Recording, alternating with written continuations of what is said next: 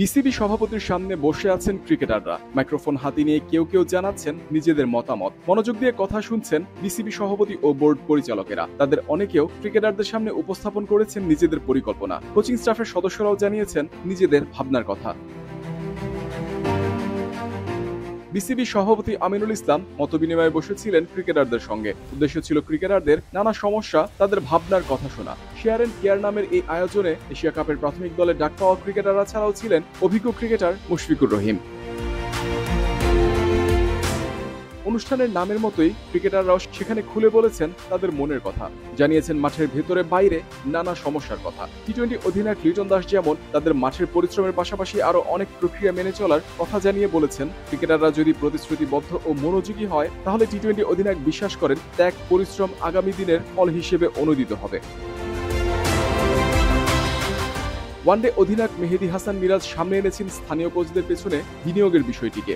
নিজেদের জ্ঞান ও যা কিছু আছে তার পর্যাপ্ত ব্যবহারের কথাও বলেছেন। যদি স্থানীয় কোচদের এই শক্তিগুলোকে এক করা যায় তাহলে এমন একটা পরিবেশ তৈরি করা সম্ভব যেখানে ক্রিকেটাররা তাদের গড়ে তুলতে পারবে আর সেরা পারফর্ম করতে পারবে।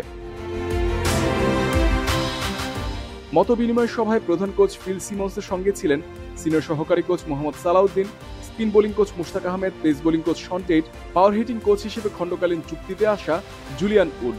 সবার উপস্থিতিতে ক্রিকেটের ভবিষ্যৎ দিক নির্দেশনা নিয়ে আলোচনা হয়।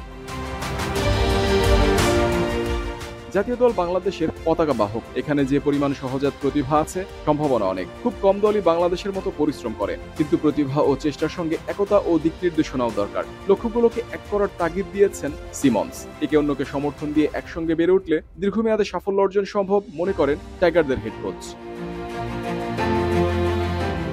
ক্রিকেটারদের সঙ্গে বিসিবি সভাপতির আলোচনায় গুরুত্ব পেয়েছে পারফরম্যান্সে উন্নতির রূপরেখা। ক্রিকেটার বিসিবির অংশীদার। বাংলাদেশের ক্রিকেটকে এগিয়ে নিতে সবাইকে পরিশ্রম, একাগ্রতায় সফল হতে হবে। ক্রিকেটারদের সঙ্গে এমন মতবিনিময়ের আয়োজন নিয়মিতই করার সিদ্ধান্ত বিসিবির। এখন থেকে প্রতি 3 মাসে একবার হবে এই সেশন। ক্রিকেটাররা মাঠে খেলে, বিসিবি তাদের কতটা সাহায্য করছে, সেই সাহায্য করার জন্য এই মুহূর্তে কতটুকু দূরত্ব আছে, সেই দূরত্বটা কবে ও কিভাবে পূরণ করতে পারবে যাতে ক্রিকেটাররা মাঠে নিশ্চিন্তে খেলতে পারে। এসব আলোচনা হয়েছে এই মতবিনিময় সভায়।